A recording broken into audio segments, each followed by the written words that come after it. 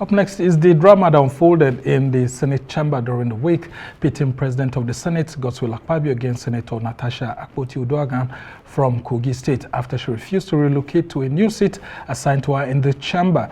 Now, after the drama, the Senate President urged Kogi senators led by the chairman of the Senate Services Committee, Senator Sunday Karimi, who came appealing to him to forgive Natasha's conduct, saying the matter will be dealt with at the appropriate time. Now, Senator Akpabio has, however, come under a flurry of criticisms by various civil society groups, especially those with female gender biases. Even a spokesman of the upper chamber swiftly fired back that the Senate is not meant for content creation. Now, speaking for the first time on the issue, Senator Natasha, in an interview with an Abuja-based radio station, Brekete Family, says she is going through a lot and has endured a lot of harassments in the Senate under Senate President Akpabio, accusing the Senate leadership of denying her privileges, including overseas trips, which when such opportunities come. Let's take a listen. I have been going through a lot, and I have remained quiet because I didn't want to be interpreted wrongly. I didn't want any lawsuits against me. I just wanted to be given a chance to work. A lot of my privileges have been denied. I have been pulled out from many international activities that I was part of. That is right after, that whole nightclub incident that happened last year. Yes. Ever since then, I have been insured. There was even a United Nations event I was supposed to attend, which the UN nominated me for. But my name was struck out that they will not promote me in any activity internationally. Okay. So every event I have been going for since last year have been self-sponsored. Whenever. All right, Senator Natasha Akpoti there granting an interview to a radio station, Brekete Family Radio. Now, to help us understand the entire drama in the Senate, joining us in the studio is the chairman of the Senate Committee on Media and Publicity, Senator Yemi Adaramodu. Thank you so much for joining us. So, thank you very much. how do you react, to this latest development? I'm not going to react the way the whole thing just came out, especially through this small, simple, and very short interview that my sister, our own colleague, Senator Natasha, had with Brekete Family Radio. I'm not going to respond to that radio issue. The only thing that I can say as a short response to that one is that there is nothing in the Senate that stipulates that senators should even have either local or overseas trip. It's not part of our mandate. Our mandate is we have only three prong-headed mandates in the Senate. One, to make laws. Two, to advocate for our constituents and our constituencies. Three, to do oversight functions. And then we do oversight outside Nigeria. We oversight the ministries, the departments, and the agencies. We oversight but the when the need arises to go abroad. If the need arises, it is a privilege. So once it is not a right, then someone cannot just take it as a ghost spirit thing that definitely you just have to. Like me, I'm the spokesperson. I've never enjoyed such privileges, and I'm not looking forward to it because I'm allowed to participate in lawmaking, debates, bills, and so on and so forth, and oversight functions. And again, I can get to my constituency any day, any time, and advocate and sit down with them and we talk. So that is basically about that one. Then, like you said, about drama, yes, because that word, when we say drama, is quite, even the word itself is dramatic. And like I said, the Senate is not for content creation. Yeah, I mean, a lot of Nigerians were surprised that you actually brought it down to the issue of content. Oh yes, because you were trying to belittle the situation. Oh yes, it's just like it's a storm in the teacup. Because if we are talking about sitting arrangement, what is big deal in sitting arrangement? You can sit down anywhere in the chamber and you'll be recognized. Well, she said she was pushed to the extreme, and from there she can be captured, her hand can be seen to be recognized by the president. Now, anybody who is visiting the chamber for the first time, we look at it that all seats are occupied by senators, from left to right, in the middle. So definitely you don't have to be in the middle to be recognized.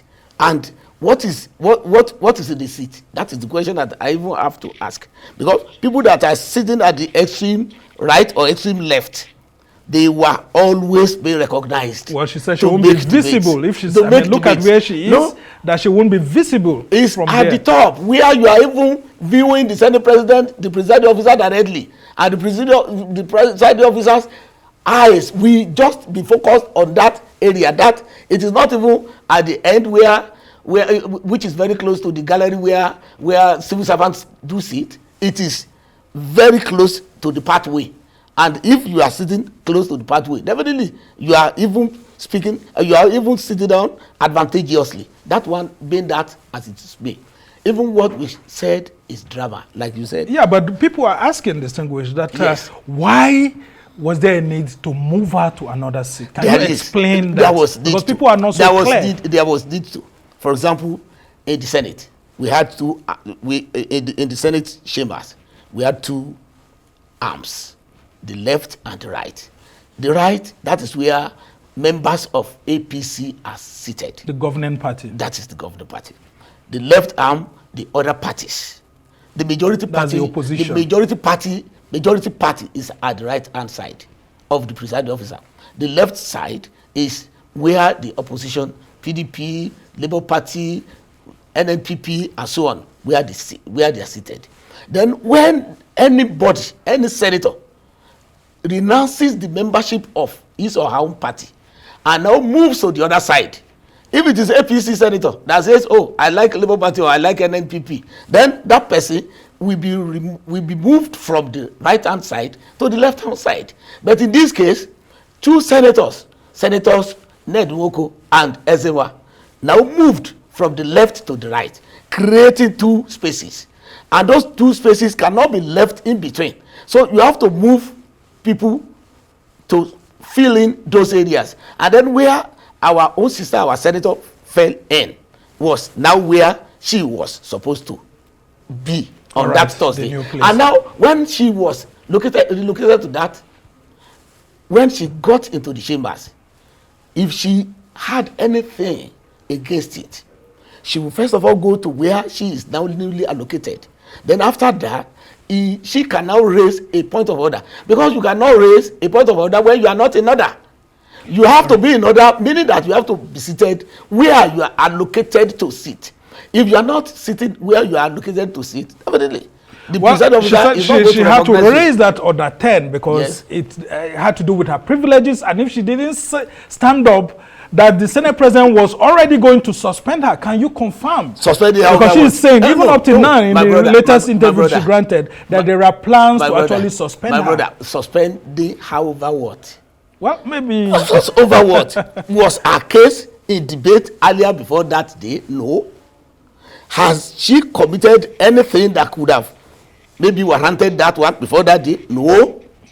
It was only on Thursday that all this uproar, just like I said. Well, distinguished. There is something that's ongoing that she was removed as local content. And I said that look, you can only raise a point of order when you are in order, and to be in order means that you have to obey the rules of the assembly. And one of the cardinal rules of the assembly is that where you are allotted to sit, that is, if you are not there, you are not going to be allowed, you are not going to be recognized to even make any point of order. What would have been suitable for her then was to first of all go to where is allotted to her. Then from there, you can now raise a point of order.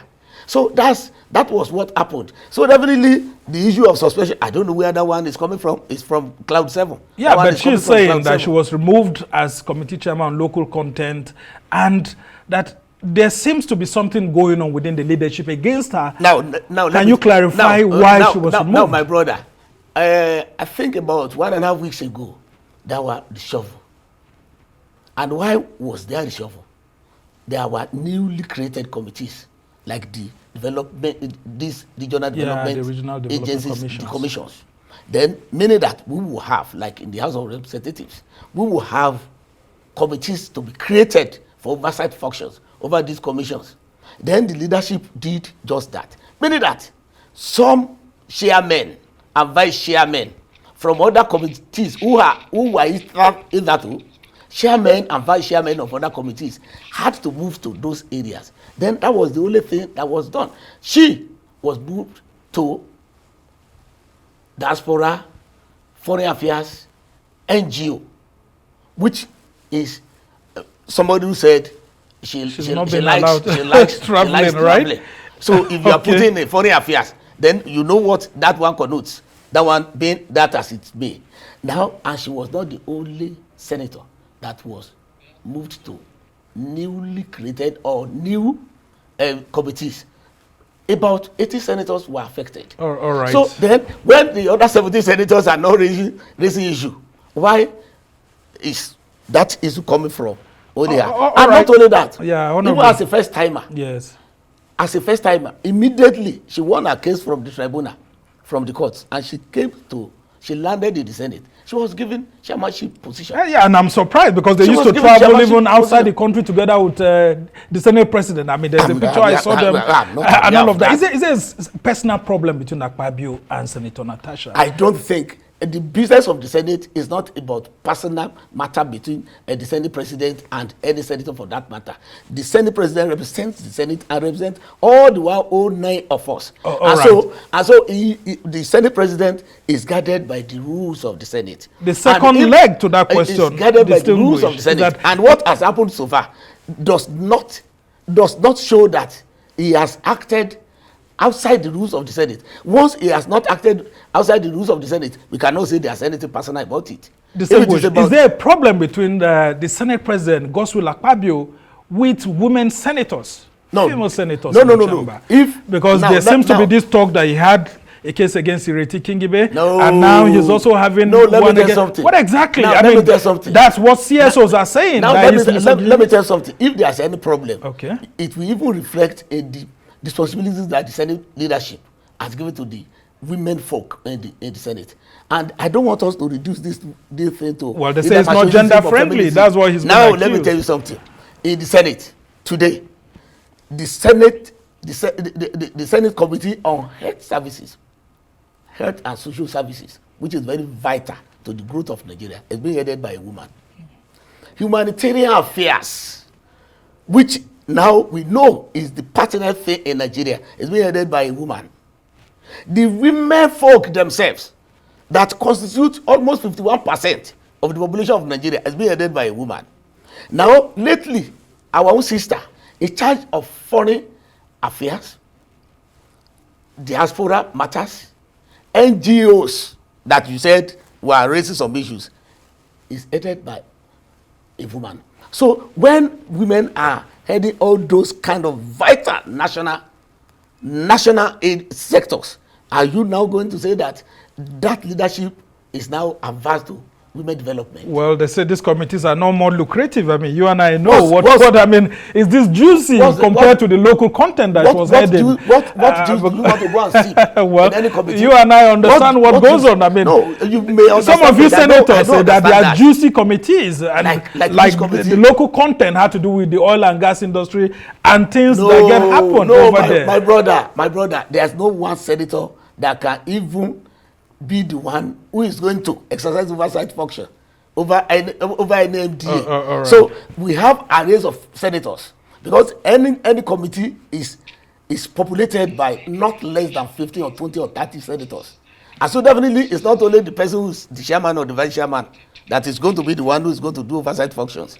So definitely, even the women that we are talking about belong to other committees. There are some of the committees where they are even a vice chairman.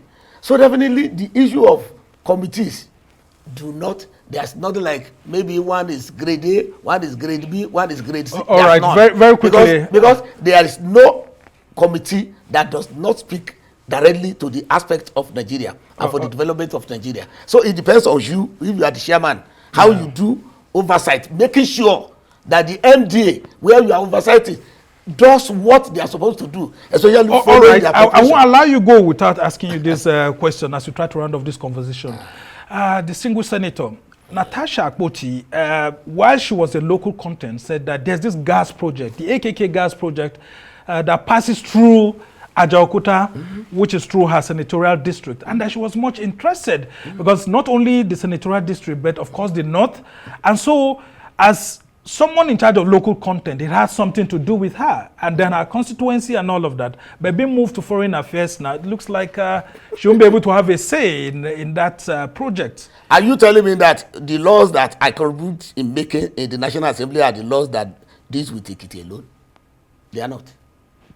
If you are interested in the development, and luckily, nobody is vitiating your indigenship of Kogi State and even the constituency that you represent in the Senate, definitely your being a chairman does not even add anything to it. You can be somebody who is not even part of the committee, and then when you raise an issue, either through a motion or bill, it's going to be entertained in the Senate. All right. And if you love your people, you don't have to. Does it mean that because my state needs federal roads, that is, Ekiti State needs federal roads, I have to be made the chairman of committee on works? Is it? All right. Because yes, because my state, maybe we need an additional airport apart from the one that our governor has just given to us. Then I must be the chairman in charge of Senate Committee on Aviation. Senate Committee on Aviation. So no, it does not follow like that. All right. So wherever you are as a senator, you are privileged to raise any issue. You are privileged to be part of any development that is coming either to your constituency or to your state or even to Nigeria as a whole. All right, very quickly, just before I let you go. What if the Senate returns to plenary and Senator Natasha next week decides to go back to the seat where she was and not the new seat allocated to her? I know that the Senate is guided by rules. And I know that any lawmaker will never be a lawbreaker. And so once the Senate as a whole, not Senator Akpabio, Senate as a whole, 109 of us, all of us. So once we say this is what you should do in the Senate, and accordingly, in accordance with the laid down rules and statutes of the Senate, then definitely we don't expect any senator to say no to it. We don't expect that one. All right. And I know that I just want you to confirm. Senator Natasha is very law abiding. She's a very good sister. She's a very good colleague, and we like him. We like her, and we know that she's going to abide by whatever decision the Senate would have. All right. I just hope she will be comforted by these words. It is not about Senator Akpabio versus Senator Natasha. And I just want you to confirm that Senator Akpabio is not anti-women. No. Or the Senate being anti-women. Like I've told you, look at the committees that have to deal with the lives, everyday life of Nigerians that are being headed by the women folk in the Senate. And then even in the Senate, we see ourselves as equal. We don't see ourselves as men and women. We see ourselves as equal because we have equal rights, we have equal opportunity in the Senate, and that is how it is. Well, that's such a fine place to actually leave this conversation with us. Thank you so much. And I hope your colleague, Senator Natasha Akpoti, will believe all you've said. That when she gets back to the Senate next week, there won't be another drama. Actually, well, I know she's listening to me. And I know that, like I said, she's law-abiding. All right. She's a great colleague. I know she's going to adhere strictly to what the Senate has done. And then that's why we took the apologies rendered by the Kogi caucus. Okay. On her behalf. All right. We must thank you so much. Senator Yemi Adaramodu is the chairman of the Senate Committee on Media and Publicity. We must thank you so much for providing context, because the women across the country are all coming out for you, including CSOs. But we must thank you so much for providing this clarity. And that's the much we can take on this edition of This Week. Thanks to our production team here in Abuja, Lagos, and London. Do join us same time next week for another exciting edition. I'm Somna Sambo.